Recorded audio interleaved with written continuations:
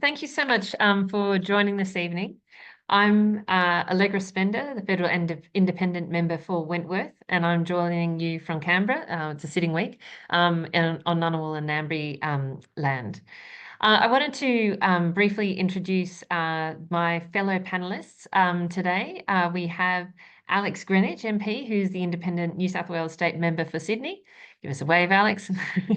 And we also have Adam Swinburn, who's an architect at JPW and an expert in urban school design.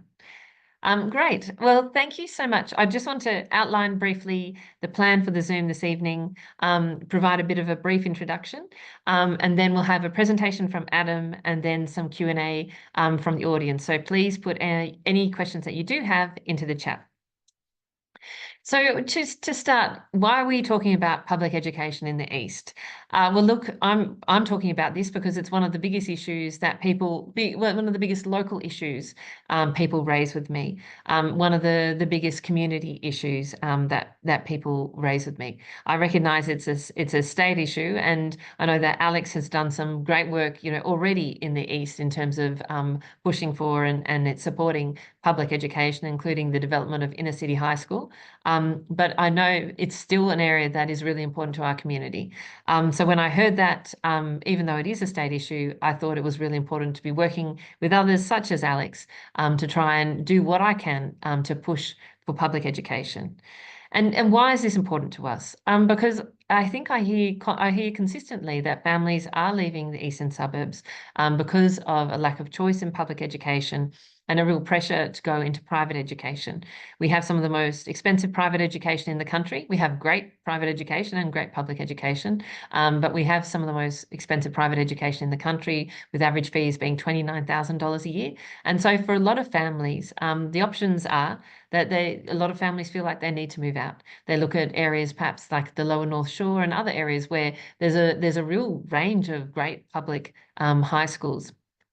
And they choose those schools both because they prefer public education or because they really just don't have the option for private education.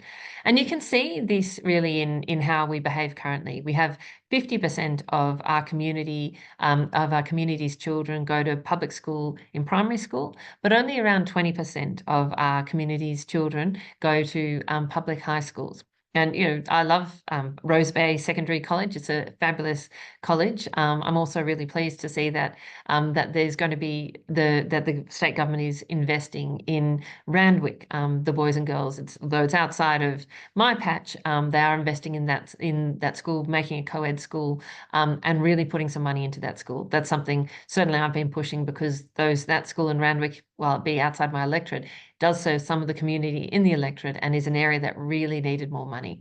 But we are really unusual in our electorate like mine not to have more great public high schools. We used to have 2 public high schools when I was growing up. And when I talk to other MPs in federal parliament, they're absolutely amazed, frankly, that within my own electorate, we've only got one comprehensive co-ed public high school, which is Rose Bay Secondary College. So this is one of the reasons as I said, I took this up is because it's really important to you. And I think one of the things you do as an independent is you work with people to help drive issues up and you work with whoever you can. And so again, it's been wonderful to work with Alex and Adam on this.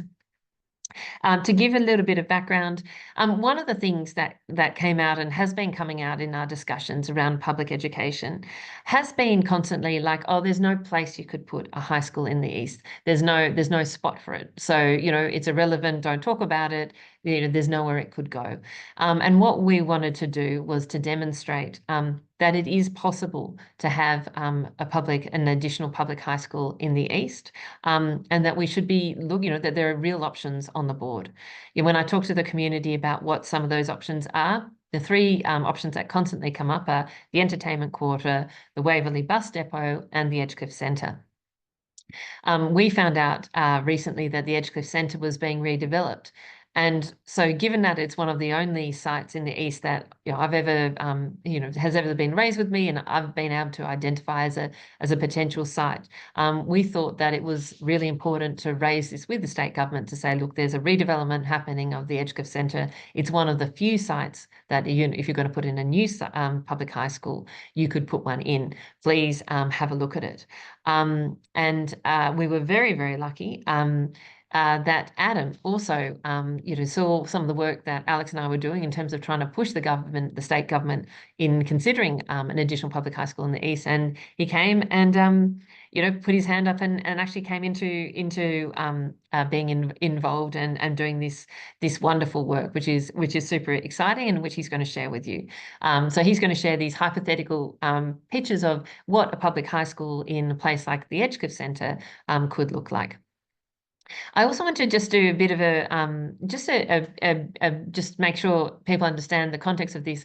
This is not saying this is the plans that would be used. We're really at the stage of trying to get the state government to commit to wanting to have another public high school in the East. But what we're trying to do is really show them that it's possible, that's practical, and that there's a site live right now that they could at least consider. And we're very lucky to have Adam to have done that and to really sort of be able to show to the government that there is an option at least that they could consider, along with other sort of options that may come up over time. And part of this for me is really that I've grown up in the eastern suburbs. I love the eastern suburbs, and I wanted to retain it as a community that is diverse, where people are still connected to public services like public education and public healthcare. I think it's a wonderful part of our community that we are a diverse community of different backgrounds and different means, and I think public education is a core. Preserving that core public education offering is a really important part to make sure that the East is still welcome and available to everybody and to all comers.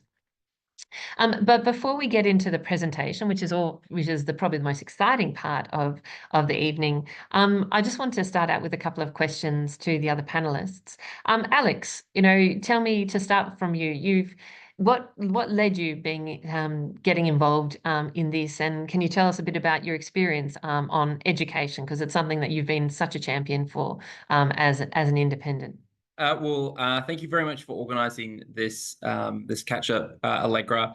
I'm here on Gadigal land in the Sydney electorate, and I know how intense a final sitting week is, and you're on your final sitting week for this year, so it's really great and shows the priority with which you give public education within the East, that you've put this on and have been working so hard with Adam and others towards this campaign. And also shout out to all the people from Close East. I can see Lucia Heath is here as well, who are campaigning so hard. Shout out. On this. Big shout out to Close East, who've really been driving this. I'm newer to this bandwagon than they are. Sorry, Alex, I should have done that. Yeah, no worries. So look, when I first became the member for Sydney, one of the key issues which I campaigned on was the need for an inner city high school. Not only was there not an inner east high school, there was not an inner city high school. So the journey time for people from families from Paddington and other parts of the city were much further, and the classes were filling up and demountables were arriving, and it was quite clear there was a need for another high school, particularly as we have government, state and federal talking about the need to increase density in inner city and outer city areas like the eastern suburbs. There's going to be that continual need into the future. So planning social infrastructure is so important when you are planning increases in density, because people don't want to live in areas where you don't have schools, transport, parks. Look, these are tough campaigns to be able to get governments to invest in public education. The campaign for the inner city high school on the site which it is at was something where we kept on being told, no, you can't have a public high school there. It's going to cost too much money. There isn't the need. They'd throw up demographic studies to justify their position. But the community, the families kept on not taking no for an answer. And ultimately, we got $100 million inner city high school delivered. Now, I know that is now servicing the families within Paddington and the East and other areas, but remarkably, families who live across the street or in Piermont can't access it because of the boundaries. So it's quite clear we also have a problem with boundaries. So I think what we need to have is the inner city high school being able to serve families who are closer to it, but also a new inner east high school to service the growing needs of families within the eastern suburbs. Now, it is quite clear that there is limited space left to be able to do this, that the cost of land is expensive. So in delivering a new and much needed inner east public high school, it's going to have to be part of a mixed development. So the creative thinking from you and the creative thinking from Adam really helps us visualize an option for that. And as we know from campaigning for the inner city high school, it's going to take the community to make sure their voices are heard loud and clear. There are elected representatives at all levels to be campaigning hard for this, and to make the point that, you know, this is not the government's money. This is actually your money, and there is no better investment than the education of the future, the future community of the East, the future leaders of Australia, the people who are contributing, than investing in public education in the inner East. Thank you so much, Alex, for that introduction. And Adam, there's quite a nice story about how we came to work together. Do you want to share that with everybody before moving on to the design? Yeah, sure. It's quite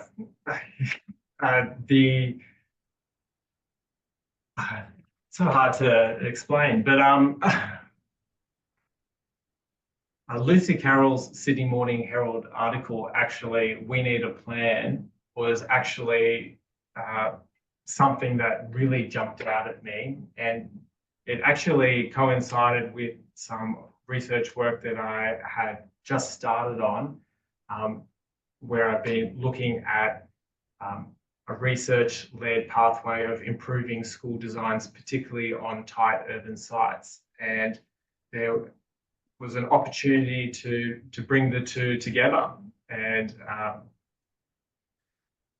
be able to create a piece of research that had some real world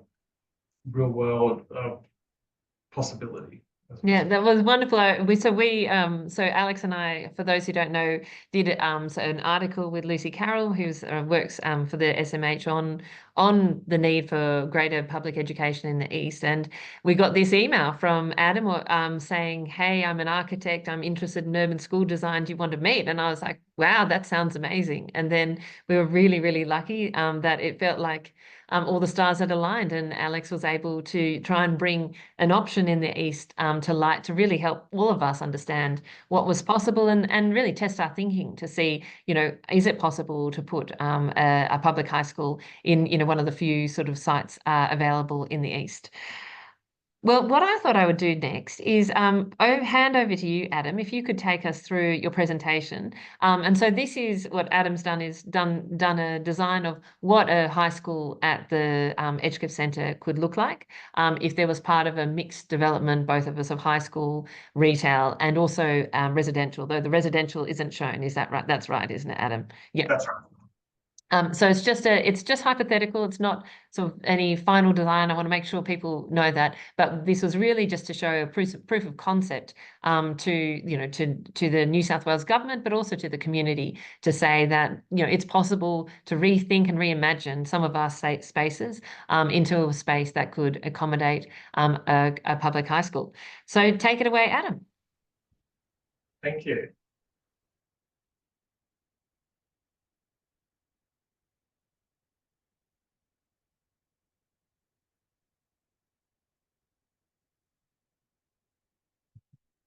Thank you very much for the introduction, and thank you for everyone for joining this evening. So over the next 15 minutes, I'll share a vision of what a public secondary school could look like at Edgecliff.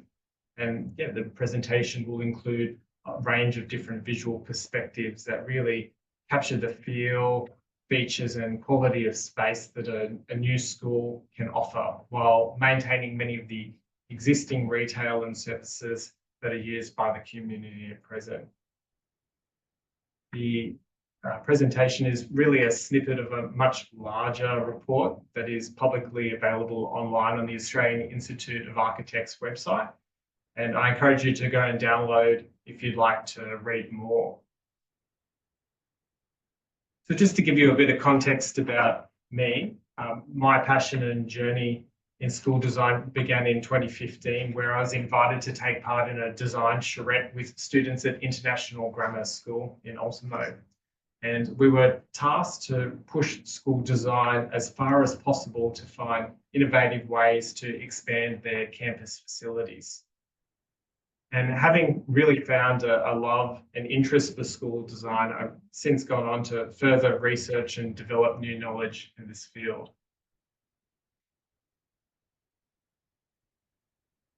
I've been very fortunate to have been the recipient of several scholarships and prizes that have enabled me to travel around the world to visit different schools and interview architects and school administrations on the principles that really make for good school design. And much of this research has been extensively published as part of a 500-page research manual for a Masters of Research, podcasts, lectures, and a range of conference talks.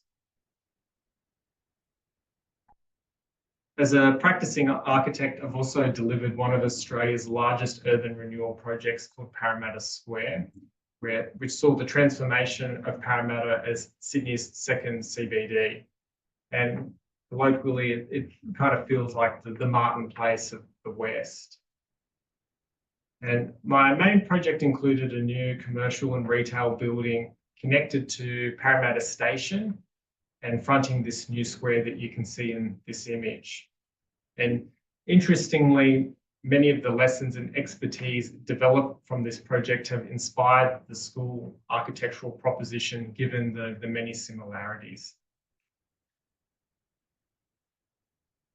At the end of 2022, I won the Australian Institute of Architects David Lindner Prize to prepare a reference scheme for a future urban Australian school that consolidates a lot of the research findings that I've developed over the last 10 years into a single hypothetical school design for a medium-sized school of 1,320 students. And then, as mentioned at the start of the talk, at the same time, Lucy Carroll published this article in Sydney Morning Herald, We Need a Plan. And it was quite remarkable that our two streams could coincide. So Edgecliff was the chosen area of study. And Edgecliff Centre was identified as the opportunity site that brings together a social and commercial aspiration for the urban research study, and it is appropriate for investigation. A school here at Edgecliff Centre has the potential to improve the commercial viability, public benefit and social licence of Edgecliff Centre, while addressing the community demand for a new public school. I think most of the locals would recognise the existing Edgecliff Centre. It's located on New South Head Road, and it is an iconic marker and gateway building into the eastern suburbs. And it also serves as a convenient local shopping precinct, but the quality of these spaces are undesirable, with many untenanted commercial spaces and very poor public street interfaces.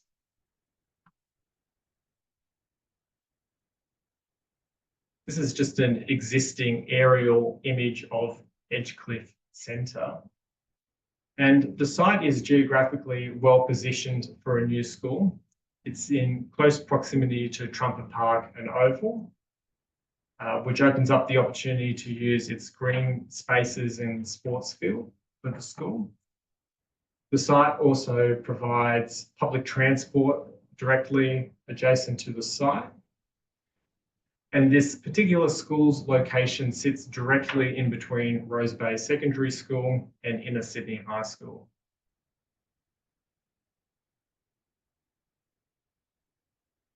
To meet the current and future needs of the Edgecliff community, the proposal seeks to replace the 70s building with a new school to the south and a new sports centre to the north. Both buildings retain retail and food and beverage offerings at ground level, but introduces a much more lively outdoor laneway experience similar to Kiora Lane in Double Bay. The council have also identified an opportunity to replace the existing roof over the bus interchange into a new green roof. And I'm proposing that the new green roof could be utilised as a secured outdoor play space for student recreation during school hours. There is also a provision in the design of the school building's core and structure to facilitate a residential building on top of the school to accommodate much needed housing in the area.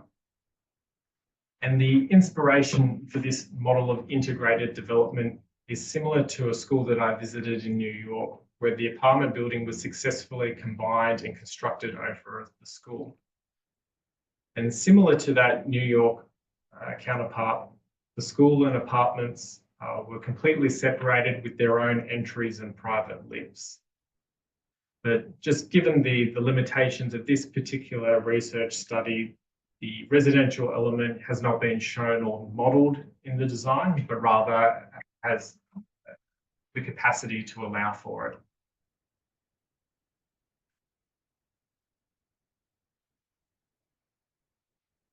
This is an aerial view above Darling Point Road, looking back at the development, and it really just shows the full building in the round. And my design philosophy is really strongly guided by the principles of simplicity, clarity, and form to create a really timeless design that would age gracefully while creating high quality and dynamic school environments that help shape and provide support to students as they grow. The school is fully enclosed with mesh facades, and the school is split up into a series of stacked neighbourhoods to create smaller, intimate communities within the larger school. And the northern facade of this building kind of fold out to create these communal balconies that capture the northern sun and cityscape views.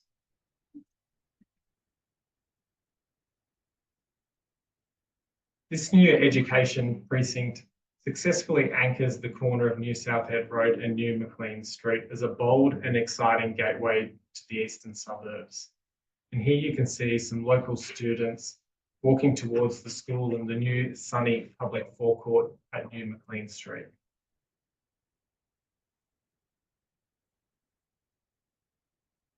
The building's elevation introduces a much softer and permeable ground plane with very clear sight lines to the station concourse. The new forecourt is an opportunity for new significant landscaping, such as a new signature fig tree along the sunny edge of the site that connects and extends the Trumper Park ecological corridor with the site.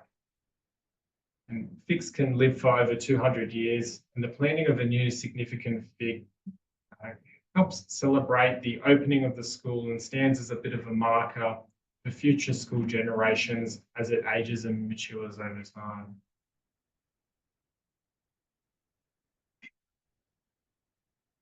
If we cut through the building, you can see how the school is organised. The school is made up of these 3-level neighbourhoods, each with their own outdoor learning commons and feature stairs that connects all the stairs together. Community shared facilities such as theatre, library and discovery spaces are located at the lower levels of the building, and these spaces kind of fold up and over the retail spaces. The retail here, and there's retail underneath the school arrival area.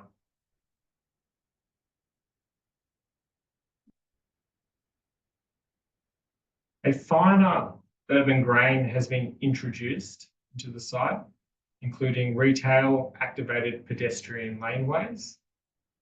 between the school and the sports centre that again connect to the station concourse distance. And to the right of the image, you can see the forecourt stair that leads up into the new school entrance, framed by this big tree.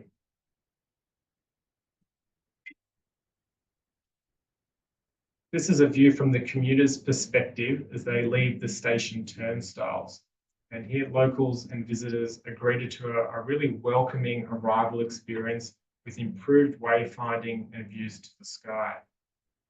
And here you can really get a sense of that retail experience that makes for a pleasant way to shop, eat, and connect to transportation links.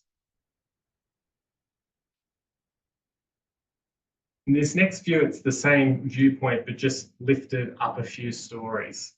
And here you can see the school's outdoor forecourt and lift lobby captured here in the morning sunlight.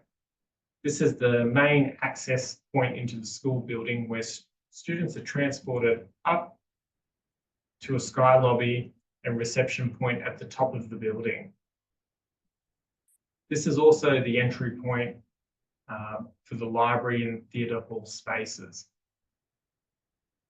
And during school hours, this area can also be gated off, but also opened up to provide community access to the library and theatre spaces.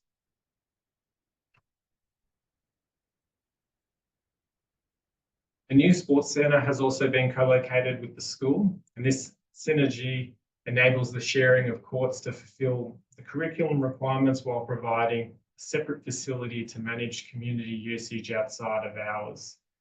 In this arrangement, there's actually a doubling of the court provisions. And given the school's prime location, there is an opportunity to create a real large urban room fronting New Maclean Street, suitable as an auditorium and theatre space, and would be a very bold and exciting space for lectures, screenings, and concerts. And I particularly like the idea of these colourful sails that shade the glass, which provide like an artist, provide a canvas for an artist's engagement to really create a marker and a strong identity for the school.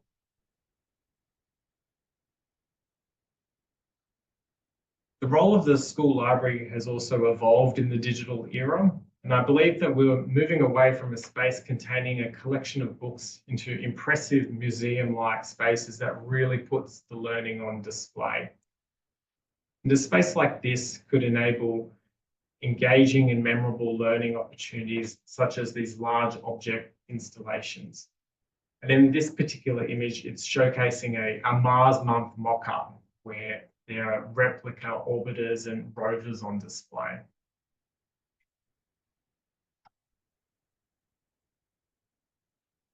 This is a look at one of the 3 Sky neighbourhoods, and this space serves as the outdoor learning commons and movement spine throughout the building.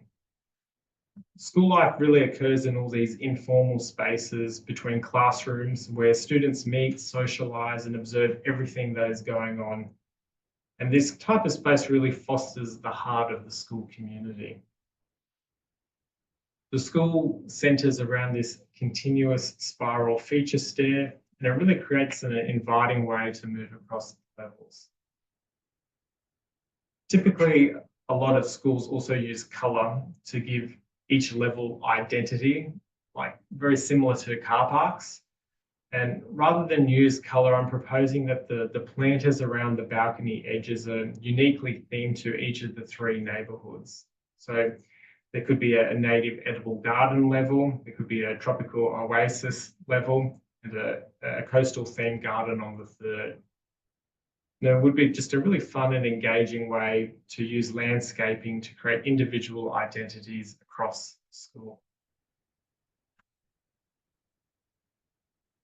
This is a view of the lower neighbourhood, which facilitates the movement hub for PDHPE and drama spaces alike. And it naturally connects out to the green roof for recreation and play.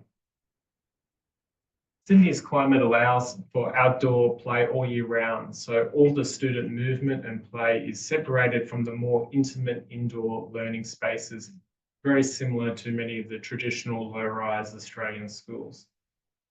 But all these outdoor spaces are fully encapsulated in a mesh facade to maximise safety, outdoor connection, shading and ventilation. The transformation of the existing roof over the bus interchange into a green roof for a school is a very attractive proposition for developing a school for this site. And measuring at 4,200 square metres or 1 acre in size, the green roof supports ball courts, Indigenous terrace gardens, table tennis and even a 7-a-side soccer field. And despite its generous size, the roof is still set back from the building's edge to allow natural light and ventilation to the bus interchange below.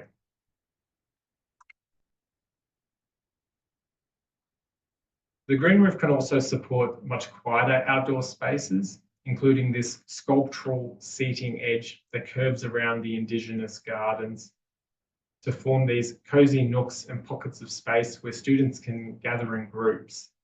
These areas provide a sense of ownership that allows students to kind of carve out their own personal space.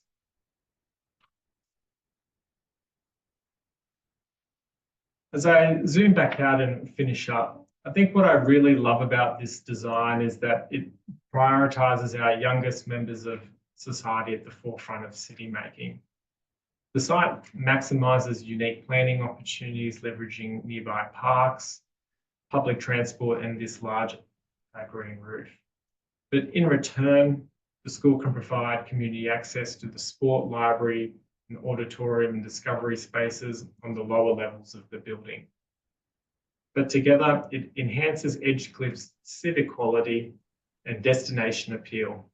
And the design can support successful schooling outcomes and create this celebrated institution for current and future generations. So, thank you very much. Thank you, Adam. You have really, congratulations. You really helped me reimagine the Edgecliff Centre. I've been coming to that centre since I was a baby. It hasn't changed in all that time. And, never as, that's the wonder of architects, I think, to look at a space and to see opportunities that, members of the general public really can't see. And I think that the thesis, the purpose of this was to show New South Wales Education a proof of concept to show that it was possible to build a school in a place like Edgecliff, and I think you have done that really remarkably well. So wonderful to see that today. I've got some questions that we had during the that were raised with me during when people RSVP'd, and we also have some live questions as well on the ground. So I'll start with some RSVP questions, and then we'll go to those other questions as they pop up. But please feel free to put any more in the Q&A. So one question is to Alex. This is a question about the inner city high school. What did you learn about your inner city school campaign? What are those key learnings?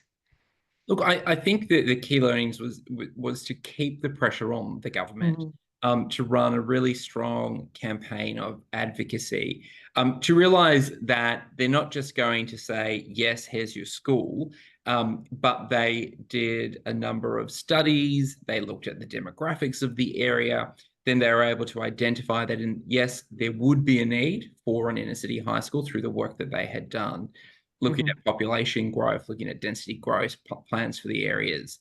Then it was, well, where do we deliver it? And how do we create a site?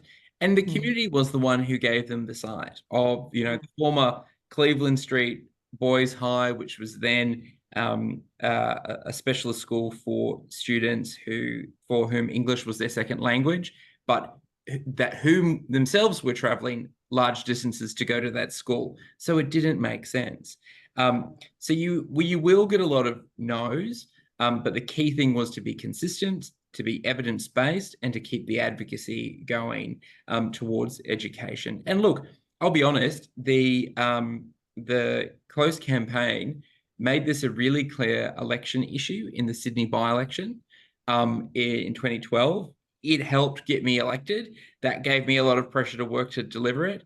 By the 2015 state election, we had the coalition government announcing this as a new project, and as they do, announced it with my Liberal Party opponent. But the community knew that it was the community that delivered it, and we celebrated, and we were just happy for the result. So keep the advocacy strong. If you feel this side is the right side, obviously keep recommending it to government, to council, to all of the stakeholders. And regardless of whether this is the site where an inner east high school will go, we know there needs to be one. So keeping the pressure on discussing this as an option also assists in building that pressure. Okay, thanks, Alex. That's a great piece. We have Melissa from Bellevue who said, where are the grass areas, natural spaces for the kids to play? Adam, you covered quite a lot of that on the outdoor space. Any other comments that you wanted to add? Yeah, well, the site is directly adjacent to Trumpet Park and Oval. It's only a couple of minute walk. So there's access to that, which is fantastic.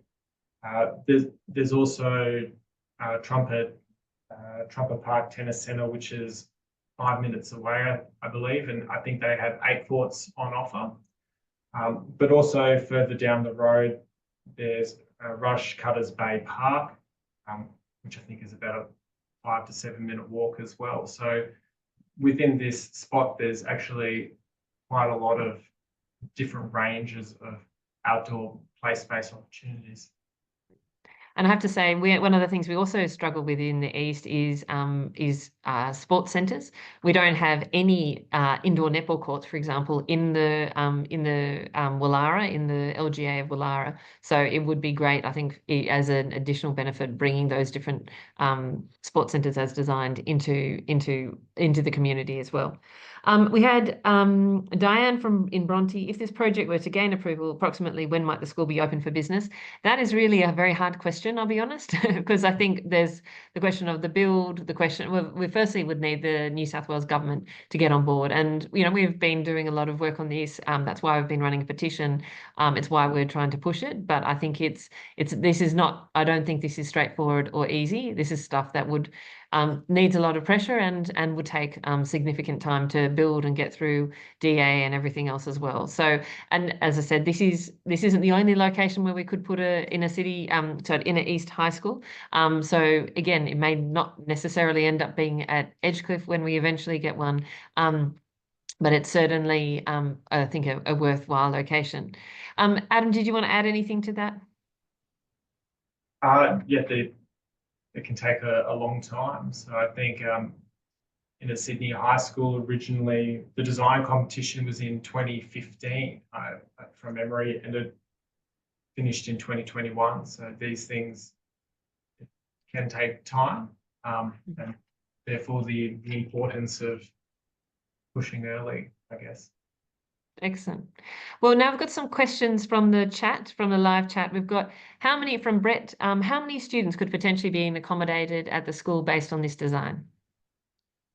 Over 1,300. Okay, so that makes it quite a as quite a mid-sized high school. Is that my understanding? Is that right? I should give it a bit more context. So that would be classified as a medium-sized school, and in a Sydney high school on Cleveland Street that has 1,200 students. So this is it's a comparable. Yeah, they're comparable. Comparable. I've got some comments. And have we looked at using the bowling club grounds as an outdoor area? I assume that's the one up in the bowling club up near Trumpet Park. We haven't sort of considered that, but thank you also for the highlight that the bowling club could also be a space for netball courts.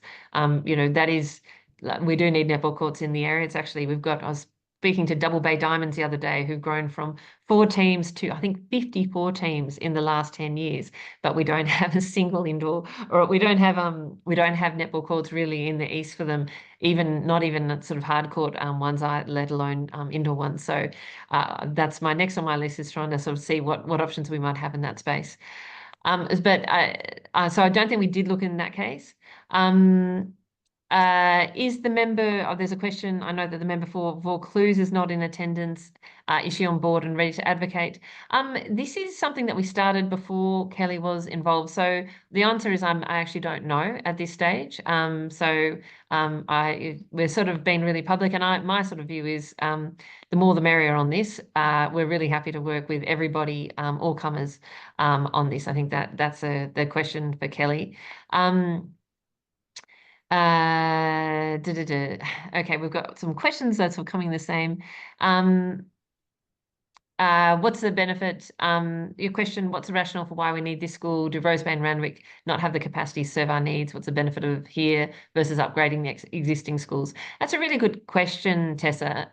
What I'd say is there are a couple of different factors. There are certainly when it comes to places like the inner city high school, there is going to be a lot of increase in people over time going into the inner city area. So that's a sort of big hub for development of residential areas, sort of, you know, some in the east, but some in the inner city. So inner city high school is already full up. It's already, and as of before expected, and Rose Bay is also I think at currently sort of at capacity as well, or sort of pretty close to. And it's the point that as you know, the government has a strong desire for increased density inside the cities. So you need to make sure that you've got the resources to handle that. At the same time, we also need to make sure that you know, I'm pretty passionate that I do speak to a number of families in the East who say they would like to send their kids to public school, but they don't feel that the options that they've got right now really accommodate them. And many people are moving also out of the East for that. And I think it's pretty, you know, if you look at the long term, sort of, you know, 10, 15, 20 years, we will need definitely another public high school. And the question really is, there aren't many places we can put it. So therefore, you do need to act when you have options available. And that's when we found out that the Educo Centre was being redeveloped to say, look, it's one of the few sites in the east that could accommodate an additional school. And so it's one that we shouldn't, you know, let go past without actually trying to at least investigate whether it would be appropriate and whether we can get the New South Wales government on board for that one. So I'm just going there. So I'm just trying to sort of get them done. Then so more questions. How far along are the Educo Centre redevelopment plans, and will adding a school to the site be a problem? Are the owners happy to consider? Yes, actually, we have sat down and spoken to the owners. They were not necessarily, they hadn't anticipated it before we reached out to them. What we found is that they were really open to the potential for school. Particularly, they thought, including how Adam designed it, that you know, there's sort of there's sympathy between a school, so some of the school infrastructure and a commercial infrastructure. So you could even have a mixed infrastructure of commercial and school for a period of time while the school was the school was building up the different years that were coming in. And you know, they see some advantages, but in their point is that, well, it's really up to the state government to decide whether they're on board and want to get involved in this. They're very open to it, but they're also pursuing their own redevelopment plans right at the moment, and talking and working with council. And that's really why we've been trying to jump in there. Alex, did you want to say something on that? Yeah, thanks, Allegra. And I guess the other challenge we have, but also the opportunity with this site, is this would be new thinking for Treasury and new thinking for New South Wales education. So I don't think that education is necessarily opposed to, you know, delivering a public high school as part of a wider development, but it's never been done before on land that isn't owned by the government. So the New South Wales government only likes to build schools on land that they own and have them as standalone developments. The reality is, going forward with the density and in terms of, if we have a look at the east or the inner city, that's just not going to be possible. So we also will require some creative thinking from Treasury to look at how this can be done to deliver a school as part of a wider development of an area. So also some creative thinking and some direct advocacy to New South Wales Treasury is going to be required. Thank you. I'm conscious we're running just out of time and we were trying to finish at 20 past. There's a question about traffic on New Maclean Street and how to keep the kids safe. Adam, did you want to add anything onto this? I mean, obviously, if this went further forward, some of those, issues around traffic and other things would necessarily be really important. Did you want to add anything into that? It is a high level vision. And there's been no engagement with any consultants or engineers and a traffic engineer would usually undertake a traffic study to assess the implications. I think looking at this particular site, the advantages are that there is existing bus and rail infrastructure on site, which would accommodate a lot of student movement. And with Askham Girls opposite, the zone is already, the site is already in a 40-kilometre school zone anyway. So there's a few things that kind of assist putting a school at this particular location. Thank you. So in terms of, I'll wrap up with some final questions and then really on next steps. So what public primary schools would potentially feed? There hasn't been modelled yet. So you'd obviously start with no doubt the closest, but that hasn't been modelled. And could this public project be funded by selling residential apartments? Not in this case, because the land is actually owned by the developer. So it would be some sort of, in my understanding, again, we haven't dealt with this, but that would be, the comments that I would say it would need to be sort of publicly funded, or at least a component of it. But it's an opportunity for a public-private partnership, I think, in that development. So the last questions are really the next steps and how can we help. So firstly, just by being here is great. So thank you for your interest, for caring. I think Alex has shared that the way to make change with these things is to stand up, and that's why we're running that petition. We'd love you to share that and get more people to sign on to that, because it really creates pressure on the government. I think raise this with Kelly Sohn. Again, I haven't, she hasn't particularly, I haven't spoken to her about this one in particular, because we started this work before that election. But I think it's really important, and it's a good one to engage with her on as well as Marjorie O'Neill and others in the area. But we're doing really well with our petition. We've got 2,700 signatures and growing.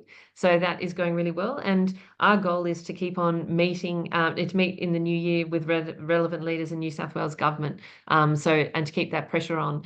Alex, any other advice on how do we keep the pressure up here? Look, I think it's really important to either, share your family's stories with your local members, to empower Allegra and I to go to the various ministers to share your stories and the need for an inner city high school, the urgency for an inner east high school, and the urgency of it. And there's lots of reasons. Your kid should be entitled to a public education, a safe public education. As density grows and as governments continue to talk about, the parts of the world which we represent as rife for development, you can't do that without providing social infrastructure. And I think there's also, there are many great private schools within the eastern suburbs, but they have all these protections in the Anti-Discrimination Act that allow them to treat teachers and students, particularly LGBTQ teachers and students, in an unfair way. And if you have an LGBTQ child, you want them to go to a safe school. Well, that can't be guaranteed in a private school because of anti-discrimination protections, which we're all trying to fix. But I think there's just so many reasons for this. And surely of all the investment that a government can make, the most important one is education. So I think that's a great way to end, Alex. I think the message is share your story, let me know, help me understand why it's important to you, help Alex know why it's important to you, but also help Kelly and others know why this is important to you, because this is, and you don't have to be the parent, it can be your grandparents. A lot of people think about, when, as one of the comments just in the chat was, you know, I'm in my 20s, but I'm thinking about where do I want to put down my roots? And I want Edge, the eastern suburbs to be a place that families can put down their roots. I think it's really, really important. So thank you everybody for joining tonight. Adam, great job. Thank you for really bringing this to life and helping us see that it's possible to have a school in a place like the Edgecliff Centre. There, you know, we do have options in the east. When people say there are no sites, we can push back on them now with really, you know, real on a fact base. And also great, thank you, Licia, and all the team from Close East who has been pushing public education in the east for a long time. You've got the inner city high school, you've got the significant investment in Randwick high schools. These are really important parts of our community, ones I'm really proud to be supporting as well. And let's, you know, try and do what we can to see whether we can get this as well. Thanks, everybody. Have a lovely evening. Take care. Thank you.